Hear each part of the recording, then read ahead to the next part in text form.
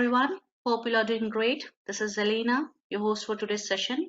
And on behalf of Team Sign Up Training, I welcome you all to today's webinar on how FDA trains its investigators to review CAPA and how should you prepare. Good afternoon, everybody, and welcome everybody to our webinar today. As you can see, how the FDA trains its investigators to review CAPA and how you should prepare. Now, FDA investigations and CAPA basics is what we're talking about, and what your FDA investigators look for, and in terms of when they make inspections to your facility. So I'm sure, as we all know, the most common finding during any FDA inspection really deals with the issues that impact are the result of or are centered in the organization's CAPA system. So CAPA is always a target, and investigations will always include an examination of your CAPA system. So you must have really a thorough understanding of the CAPA requirements and the methodology that investigators use for CAPA during a site visit if you're to avoid the common CAPA issues that many companies experience over time. So it is the goal of this webinar really to provide you with the information that you and your team can use to evaluate your own CAPA system through the eyes of an FDA investigator. The good news is they publish everything, so we're going to review those things that they publish in terms of how they look at your system. So at the end of this webinar, there will be a Q&A session, as Elena said, where I will certainly attempt to answer any questions that you may have. And if I can't answer your questions directly, I'll certainly get back to you. Now, of course, each company is responsible for applying the appropriate regulations and guidance to their particular operation. So because I don't have an in-depth knowledge of your operations, I can't answer specific questions related to your particular situations. But as I said, I will gladly clarify the content that I present in this presentation. So with that said, let's begin.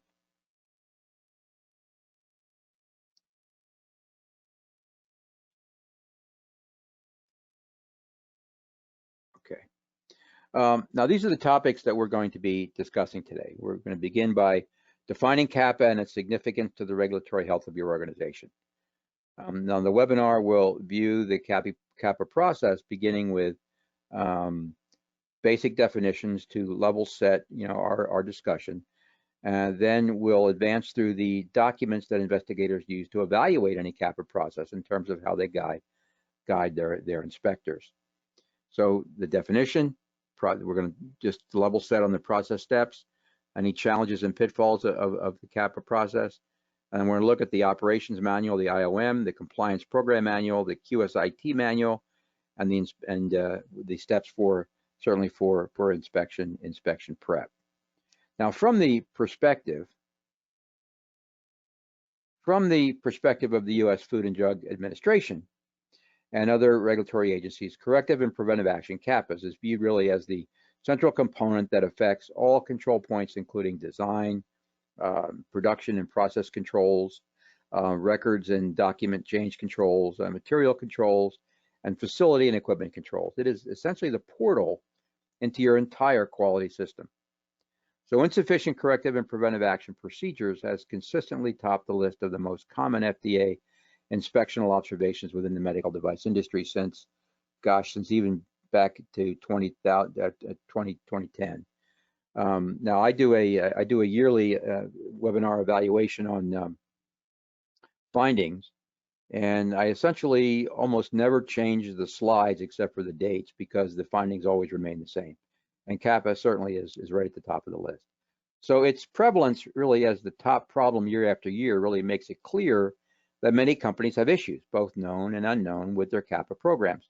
So while the immediate compliance threats are obvious, less so are those that leave companies vulnerable to serious quality system issues that can grow under the radar of their quality management system, putting both patients and certainly the business at risk. Now, the definition of CAPA is really both simple and complex. CAPA is a good manufacturing process that addresses nonconformances, exceptions, deviations, and discrepancies found or identified in your processes. Now, basically, an event that doesn't conform to established procedures, specifications, or processes is a nonconformance or a deviation. Now, manufacturers are required by good manufacturing practices really to document exceptions and complaints, investigate them, and provide a program really of continuous improvement that prevents known exceptions from really occurring again a second time over and over. Now, corrective and preventive action was first formally introduced by the U.S. Food and Drug Administration in 2006, really as a component of the quality system guidance. Now, this guidance would go on to form the basis of the ICH Guideline Q10 document. Since then, it's found its way into the EU GMP guide, laying out the CAPA process within the pharmaceutical space. Now, during the FDA inspection, your CAPA process will always be inspected and evaluated for the most part. Now, this is also the case during ISO audits. Even if a regulatory inspector only briefly scans your CAPA records, and brief is unlikely, they are likely to discover inadequacies significant enough really to lead to an FDA warning letter, citation, or really worse. Now, the reason is that management of deviations, including root cause investigations and CAPAs where deemed necessary, are crucial parts of your overall pharmaceutical quality system. Now, these systems really must function effectively to ensure that your products meet established specifications such as identity, strength, quality, and purity, or for medical devices, fit for purpose, functionality, reliability, and other standards. And inadequately handled quality issues such as deviation simply present just really unacceptable risks. So even a seemingly minor deviation could really prove harmful to patients. Really prove harmful to patients. So all investigations really must be investigated and resolved appropriately. Despite recognizing that deviation management procedures and CAPA systems are audit target areas during GMP inspections, many companies just fail to devote adequate resources, including training, to ensuring that these systems meet regulatory and guidance requirements.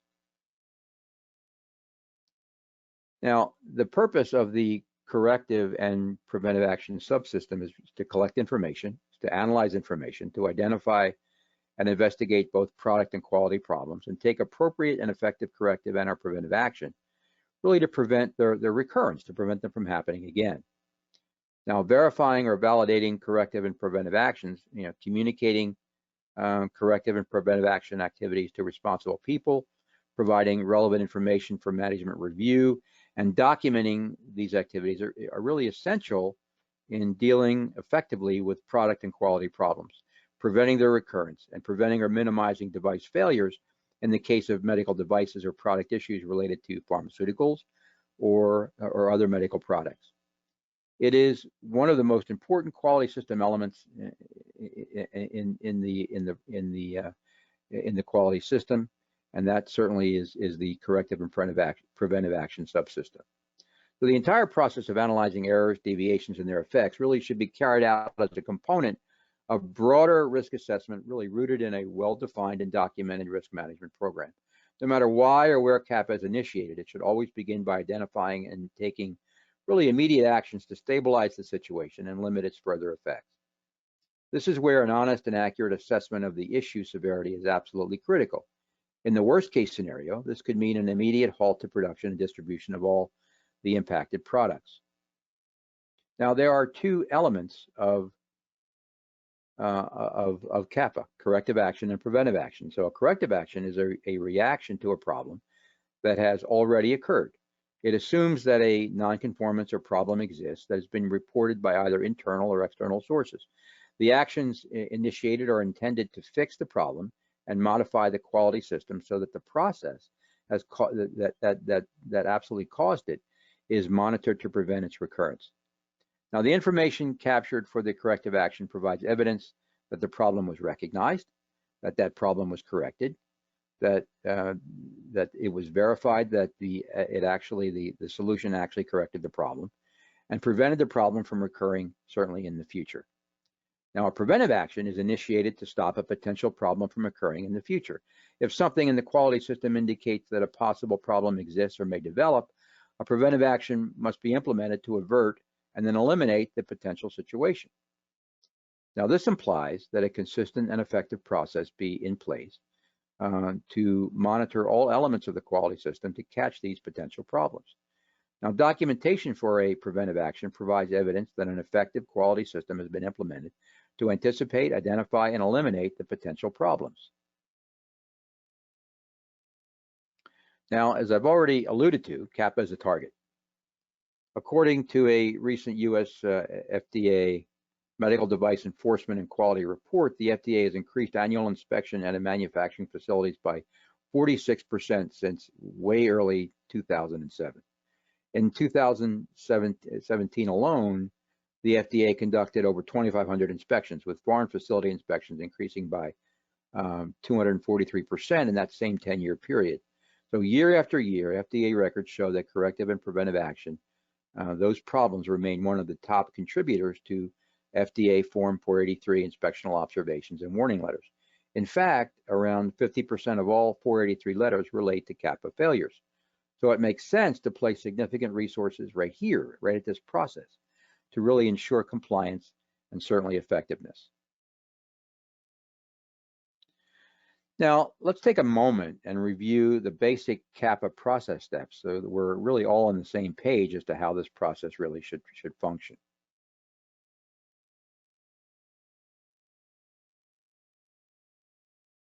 Now, the initial step in the process of implementing an effective CAPA program is to clearly define the problem, right? Is to clearly define what the problem is. It is important to accurately and completely describe the situation as it currently exists. Now, this should include the source of the information, a detailed explanation of the problem, and the available evidence that a problem exists. Now, these are the things that are looked at. Now, the specific origin of the information that initiates this action must be recorded. Documenting the source of the information can be very useful when conducting an investigation into the problem and implementing the action plan that will eventually be created to eliminate the problem identified. It also provides data for evaluating the effectiveness of the quality system and facilitates communicating the completion of the action to the appropriate individuals or departments throughout the management chain. Now, this information can really come from many possible quality data sources, both internal and external, to include service requests, the results of internal quality audits, customer complaints and concerns, quality assurance inspections, staff observations, trending data, risk assessment, process performance monitoring, management reviews, failure mode analysis, all of those possible sources. Now, what is the quality data source? A quality data source describes any part of your overall quality system where you gleaned your data. So it's about the data yielded by your quality system and its processes, not the quality of the data. So for example, you can see from our list that I've showed you, anything along the lines of non-conformances in the manufacturing process, audit issues, complaints, or production inspection data can be quality data sources. Now, this data must be carefully managed and its integrity really preserved, and this is done by keeping good records. Now, an objective statement for the investigation needs to be formulated as the basic first step. The objective is a statement of the desired outcome of the CAPA, essentially why you're conducting the investigation. So basically what the end state will look like when the action is complete. An example might be the problem will be corrected, all effects of the problem identified and rectified, and controls will be in place to prevent the situation from happening again. Next, during the investigation step, the procedure for conducting the investigation into the problem is specified and written. Now, that procedure details the specific instructions that outline what will be done to determine the contributing and root causes of the problem. The written plan provides assurance that the investigation will be complete and nothing is going to be missed. The procedure should include an objective for the actions that will be taken, the investigative procedure to be followed, the personnel that will be responsible, and a written plan for the investigation. Now, the investigation procedure will vary depending upon the circumstances, but it must incorporate a comprehensive review and analysis of all of the circumstances related to the problem. In creating this procedure or this plan, you need to consider equipment, materials, personnel, procedures, design, training, software, and other external factors. Now, an important part of the investigation procedure is to assign personnel responsibility for conducting each aspect of that investigation. Any additional resources that may be required must also be identified and documented. For example, specific testing equipment or external analysis that may be necessary. There should be an investigation procedure form created before the inspection has begun. This document should include the overall objective and the instructions for conducting the investigation, as well as the person or persons responsible for each aspect of the investigation, along with expected completion dates. The investigation procedure that was created is then used to investigate the cause of the problem that is determined during the analysis phase. Now, the primary goal here is to determine the root cause of the problem described along with any contributing causes. Now, this step in the CAPA process involves collecting relevant data, investigating all possible causes, and using the information available to determine the cause of the problem. Now, it's critical to distinguish between the observed symptoms of a problem and the fundamental or the root causes of the problem. Accuracy in determining the root cause of the problem or deviation is really crucial to CAPA success and is really the part of the process most often only given cursory attention. So this is where everybody usually gets into trouble. Confusion here is where many CAPAs fail. But during this step, a preliminary list of all possible causes is created. Now, this particular list forms the basis and guides the data collection and the actual investigation. The results and the data. Now, the results of the data collection activity are then documented and organized. This may include a combination of testing results and a review of the records, processes, and service information, the design controls, operations, and any other data that certainly may lead to a determination of the fundamental cause of the problem. Now, the resulting documentation should be complete and address all of the possible causes that were previously determined. This information is used to determine the root cause, that real root cause of the problem.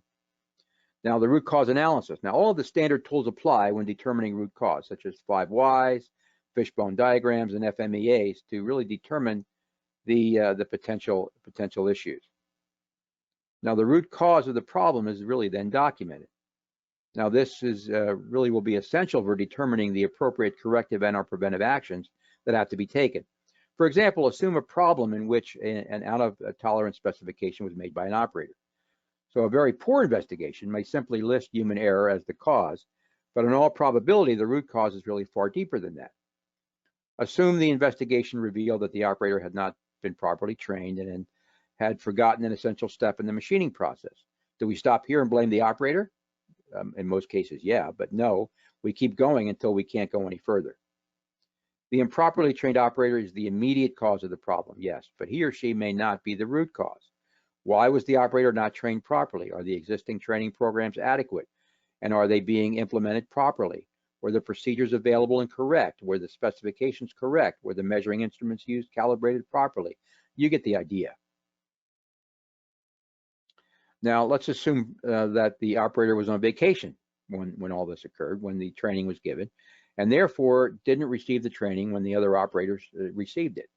Now, the root cause of the problem then was a lack of follow-up in the training program with no mechanism existing to cross-check training records to ensure that a missed training session was rescheduled. It wasn't operator human error. It wasn't operator human error really at all. Now, the problem analysis form. Now, a problem analysis really should be prepared to record the information related to the analysis of that problem. The form or document is the collection point for all the relevant analysis data.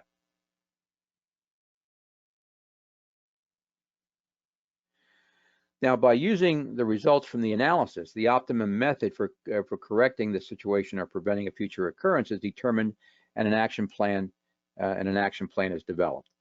Now, the plan should include the actions to be completed, any document changes, any process, procedure, or system changes required, employee training, and any monitors or controls necessary to prevent the problem from recurring.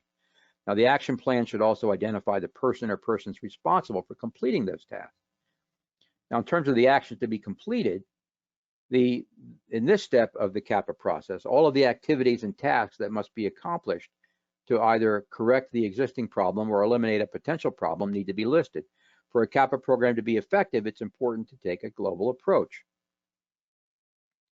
Now, you should make sure to identify all actions that will be required to address everything related to that situation. For example, in the training situation that we described earlier, the root cause was a flaw in the training program, a flaw in the system, not the human being. Now, one of the actions that should be taken is to review all previous training records to determine if this problem resulted in other employees not receiving necessary training. Document or specification changes. Any documents that will be modified are listed, and the expected modifications must be described in general terms. If any changes to processes, procedures, or systems have to be made, they have to be described as well. Now, enough detail should be included so that it's clearly understood what must be done. Now, the expected outcome of these changes should also be explained.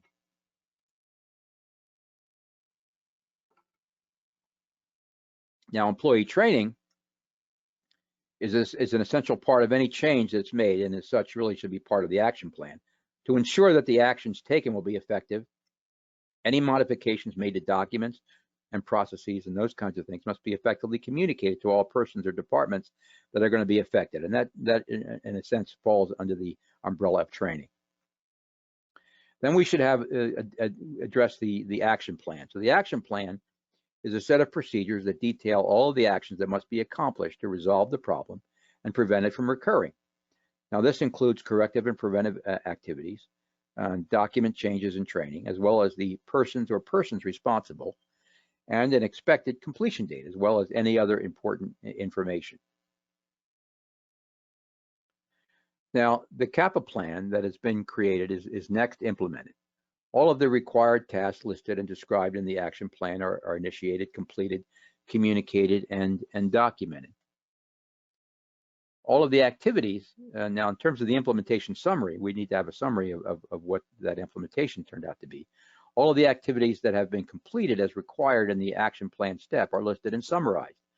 Now, the summary should contain a complete record of the actions that were taken to correct the problem.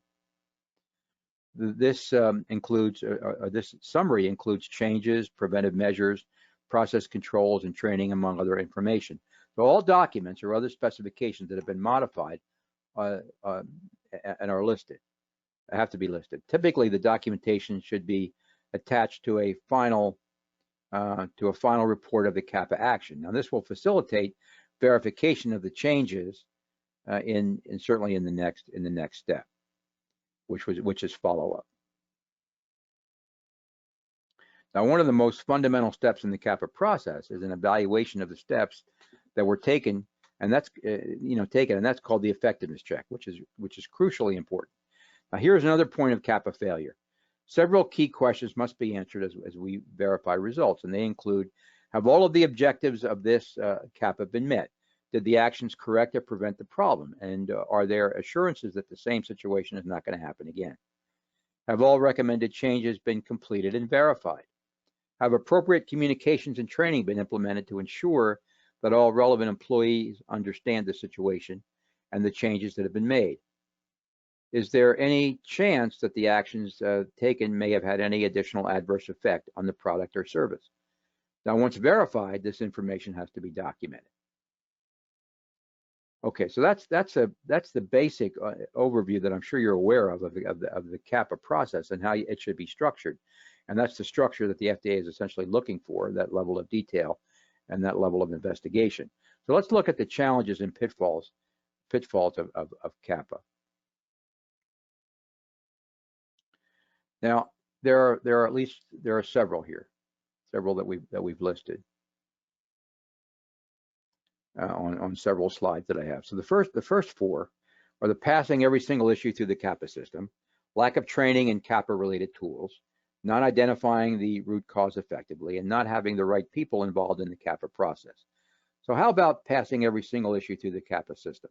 So it's a common scenario to witness companies really funneling down all of the reported events through their CAPA system. But this only leads to CAPA overload. So with an overburdened system, you're going to find it challenging to prioritize issues passed through CAPA, or the CAPA process, and the root cause analysis. You really must understand some quality events can be fixed with minor corrections. They can. So for this, you really must understand the risk threshold of those quality issues.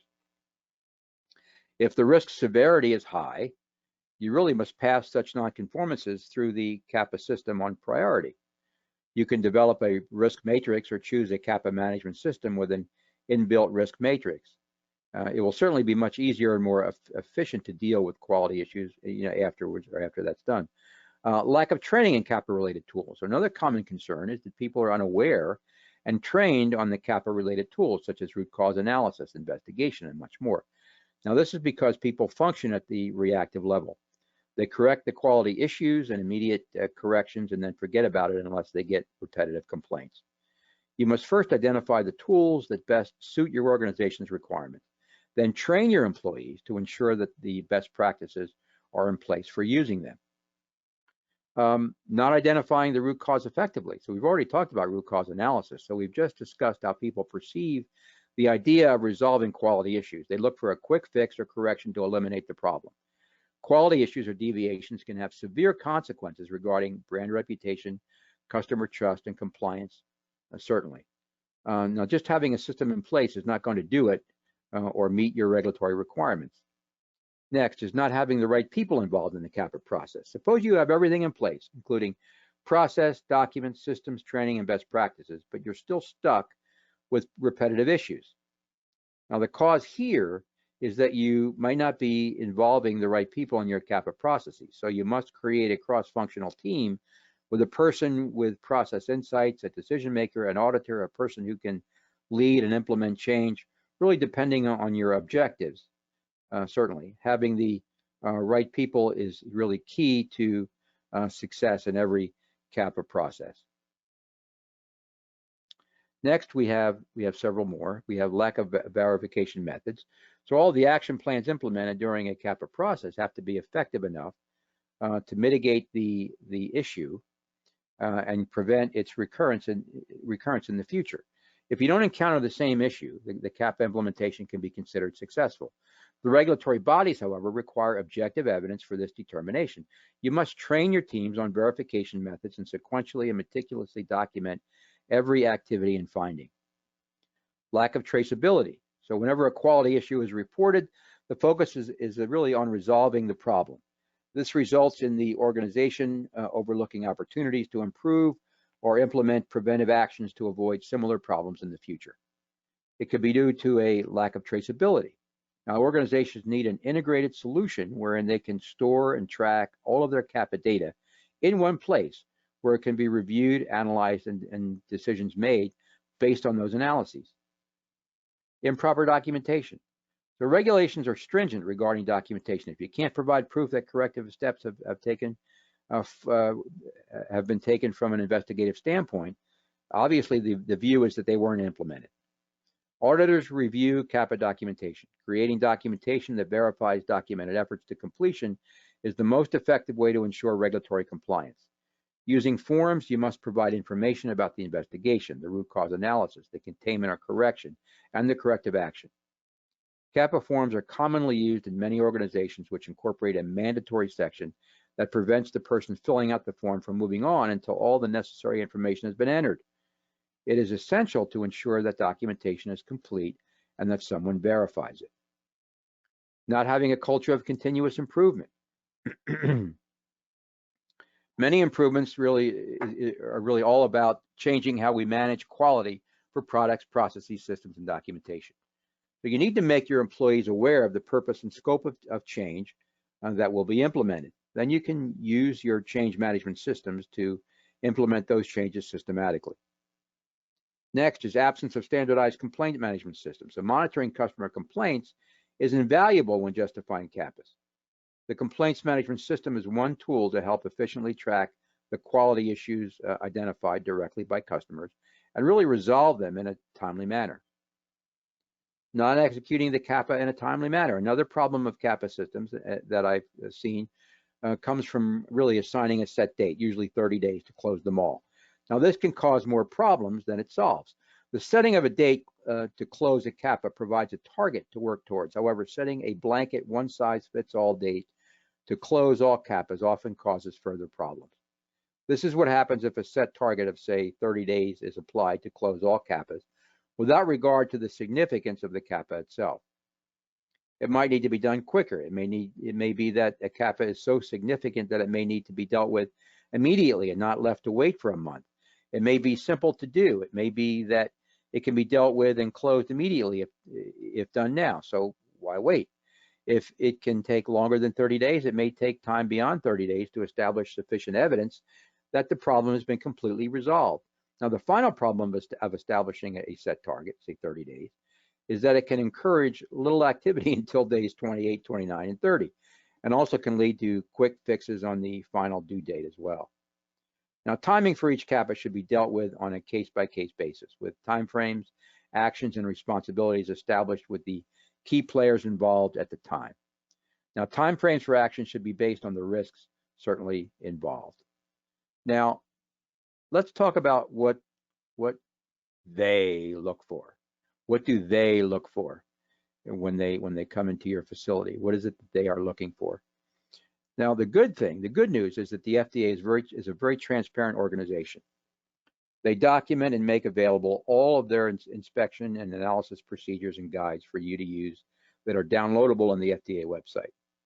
Now, there are three that are most important: the IOM, or the Investigations and Operations Manual, which we'll focus on here, the Compliance Program Guidance Manual, and the QSIT, which is the Quality System Technique Manual. Now, what is the IOM? So the IOM is the Investigations Operations Manual, and it is the primary policy guide for FDA investigators, and certainly for other field employees to really perform investigational activities in support of the FDA's public health mission. Now, in general, when conducting inspections, investigators are looking for answers to questions. Are you following current good manufacturing practices? Is your staff knowledgeable and familiar with regulations and CGMPs? Is documentation available demonstrating compliance with your training, monitoring, and compliance programs? From the IOM, the FDA is able to audit and assess any available process validation protocols, activities, data, and information, determine whether or not they are complete and in compliance, and report any deficiencies back to the company being inspected. As with the inspection guides, this manual is certainly publicly available. What is the compliance guidance manual? Well, the compliance program manuals, the CPM, provides instructions to FDA personnel for conducting activities to evaluate industry compliance with the Food, Drug, and Cosmetic Act and other laws administered by the FDA. Compliance programs are made available to the public under the Freedom of Information Act. Now, what is the QSIT? So the QSIT, or Quality System Inspection Technique, is an inspection process based on the subsystems of the quality system. Now, two aspects of QSIT: the principles of management responsibility of corrective and preventive actions. I'm sorry, there are two aspects of that: the principles of management responsibility and corrective and preventive actions. Now, the QSIT places really a major emphasis on evaluating a company's management and how well it is doing in establishing that effective quality system. So the QSIT inspection, they both start and finish with a review of the company's management controls. The approach indicates that product design and CAPA problems found can be used to tie back to the inability of the company's management to establish an effective quality system. Now, the principle of CAPA acknowledges it is possible for product and process nonconformances to occur, but what's more important is the firm's process for handling nonconformance data. Now, the system for handling quality data is more important than the actual events that reside in the data for a particular CAPA, because the investigators are checking the system. QSIT will result in more conclusions being made about the system that will heavily influence FDA inspection decisions. Now, it's therefore significant that companies establish and maintain good systems to identify, manage, review, and achieve quality data from quality data sources prior to inspection, with the emphasis being on systems issues rather than on issues of product and process problems. Now, the QSIT process encompasses three approaches that are different from the traditional quality system inspection. The first is the concept of a top-down process. Now, with QSIT, the inspection begins with review of top system-wide procedures and policies.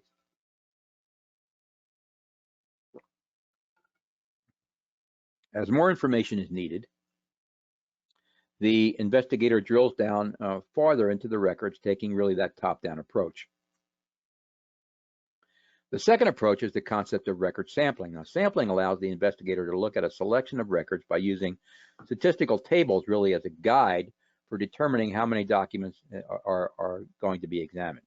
Now, this helps to keep the process moving and to cover more ground during the inspection. Now, the final approach is the concept of pre-inspection record reviews. Now, with QSIT, investigators are really encouraged to ask for records before the inspection actually begins. Now, while companies are really not required to send any records to the FDA prior to the actual start of the inspection, data from the QSIT study indicate that this particular practice really saves time, saves the FDA time, and enhances the efficiency of that inspection. Now, QSIT lists 10 objectives for inspectors when reviewing your CAPA process. Here they are. 1, verify that CAPA system procedures that address the requirements of the quality system regulation have been defined and documented. Determine if appropriate sources of product and quality problems have been identified. And in terms of that, confirm that data from these sources are analyzed to identify existing product and quality problems that may, that may require corrective action. Determine if sources of product and quality information that may show unfavorable trends, that they've been identified. Confirm that data from these sources are analyzed to identify potential product and quality problems that may require preventive action. Challenge the quality data information system. Verify that the data received by the CAPA system is complete, accurate, and timely. Verify that appropriate statistical methods have been employed where they're required and necessary to detect recurring quality problems. Determine if results of analyses are compared across different data sources to identify and develop the extent of product and quality problems. As we continue, determine if failure investigation procedures are followed. Determine if the degree to which a quality problem or non-conforming product is investigated is commensurate with the significance and risk of the non-conformity. Determine if failure investigations are conducted to determine root cause, certainly where possible. Verify certainly that there is control for preventing distribution of a non-conforming product. Determine if appropriate actions have been taken for significant product and quality problems identified from data sources. Determine if corrective and preventive actions were effective and verified or validated prior to implementation. Confirm that corrective and preventive actions do not adversely affect the finished device. Verify that corrective and preventive actions for product and quality problems were implemented and documented. And determine if information regarding non-conforming product and quality problems and corrective and preventive actions has really been properly disseminated, including dissemination for management, certainly for management review. Now, that's for the QSIT. So let's spend some time here, and we'll spend some time here with the IOM, or the Investigations Operations Manual. Now, the manual is divided into 2 distinct sections as it relates to the CAPA portion of the inspection visit: problem identification and corrective action. So let's review the basic questions or areas of review for each of these sections. Now, I'll conduct that overview from the perspective of the inspector in terms of what they're being asked to look at. So here they are. So how did the company identify the non-conformance which led to the recall, the complaint, the in-house data, whatever that is? If the recall was due to a device defect, did the company conduct a documented failure analysis of the device using such techniques as fault tree or failure mode analysis? If so, the inspector is directed to report whether these results were provided for review. Did the firm determine the failure mechanism, shorted component, incomplete weld, in terms of medical devices? If not, how did the firm determine the cause of the nonconformance? If not, what rationale does the firm have for not conducting a failure analysis? Now, even if you don't conduct a failure analysis, you have to obviously document why you didn't. Did the company determine at what phase of the device life cycle, this is really in relative to medical devices, the nonconformance occurred? Design, manufacturing, storage, use, etc. And the actual cause of the nonconformance, whether it be software design error, process out of specification, employee error, user misuse, all of those things. And what evidence does the firm have to support that determination? Did the company determine if the nonconformance resulted in an injury or a death? If the component at least partially caused the death, determine if the same component was used in other devices manufactured by the company. If so, the company conducted did a company conduct an analysis to assure the defect in the component didn't have any serious effects on the operation of the other devices. Now, if a company if a component was responsible for a device defect, now what other device manufacturers use the same component?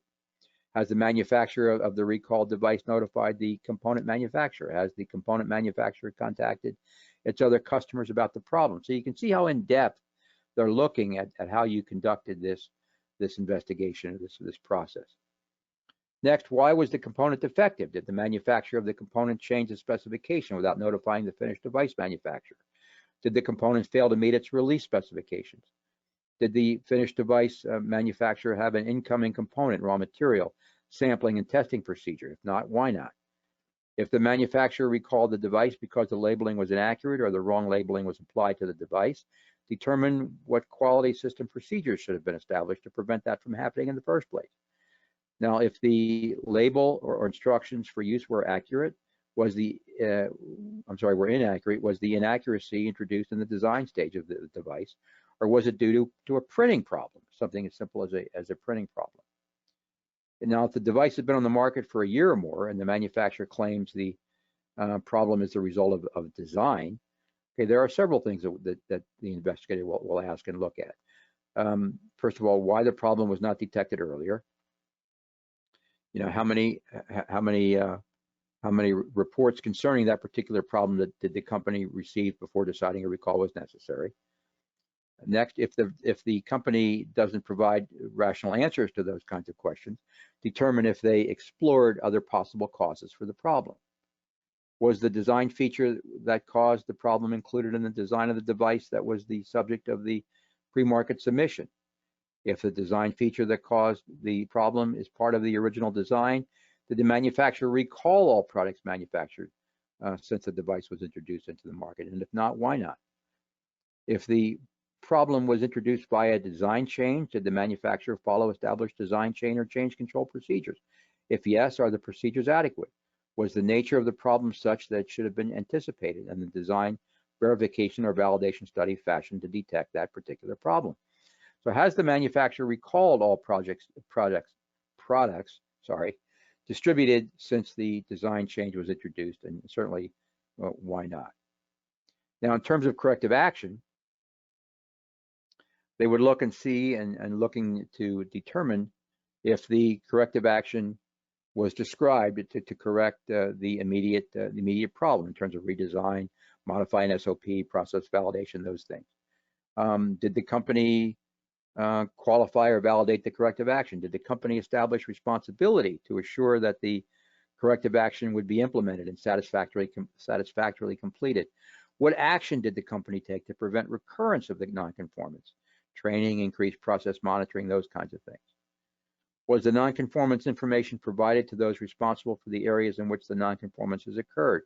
Did the company determine if the nonconformance extended to other devices? Did the company determine if changes were needed in procedures? And if so, did it validate and implement the changes? And has the manufacturer taken appropriate corrective action? As we continue, the investigator is asked to verify that the CAPA system procedures that address the requirements of the quality system regulation were defined and documented. It determined if the appropriate sources of product and quality problems have been identified. Determine if sources of product and quality information that may show unfavorable trends have been identified. Challenge the quality data information system. Verify that data received by the CAPA system is complete, accurate, and timely. Verify that appropriate statistical methods were employed to detect any recurring quality problems. Determine if results of the analyses are compared across different data sources to identify and develop the extent of product and quality problems. Determine if a failure investigation and the procedures associated with it were followed. Determine if the degree to which the quality problem or nonconforming product is investigated is commensurate with the significance and risk of the nonconformity. So that's essentially the IOM. Now let's look at the basic preparation steps as we complete here. our webinar. Let's look at some of the basic inspection preparation steps that you can have for, certainly for CAPA. Now, certainly examine your CAPA system from a viewpoint of the inspector conducting the inspection. So use the FDA's own documents, those own documents that I just kind of highlighted, to guide you to structure and process your CAPA system. So let's look at this a little bit further. So in summary, what do they look for? Ensure that the CAPA system procedures that address the requirements of the quality system have been defined and documented. So this is just a rehash and summary of what we've already talked about. Check that CAPA corrective actions have been taken to correct the existing nonconformity or quality problems and prevent the recurrence of the problem. That the CAPA procedure should include procedures for how you meet the requirements for all elements of the CAPA subsystem. So all those procedures need to be documented. Check if the appropriate sources of product and quality problems have been identified for your CAPAs. Challenge the quality data information system. Verify that the data received by the CAPA systems are complete, accurate, and timely. Ensure that the appropriate statistical methods are employed to detect recurring quality problems.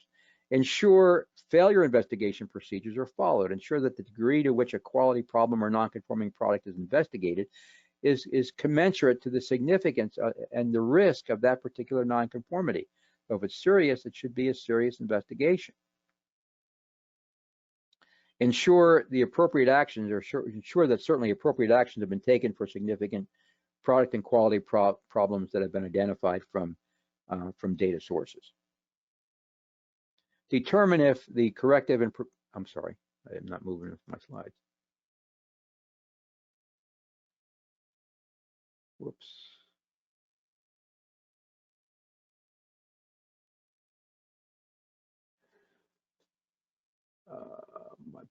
Sorry. Somehow I've gotten.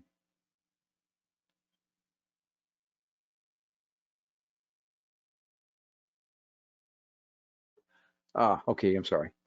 Determine if corrective and preventive actions were effective and verified, and certainly validated prior to implementation. So you need to do that. So you also need to verify that corrective and preventive actions for product and quality problems were implemented and documented.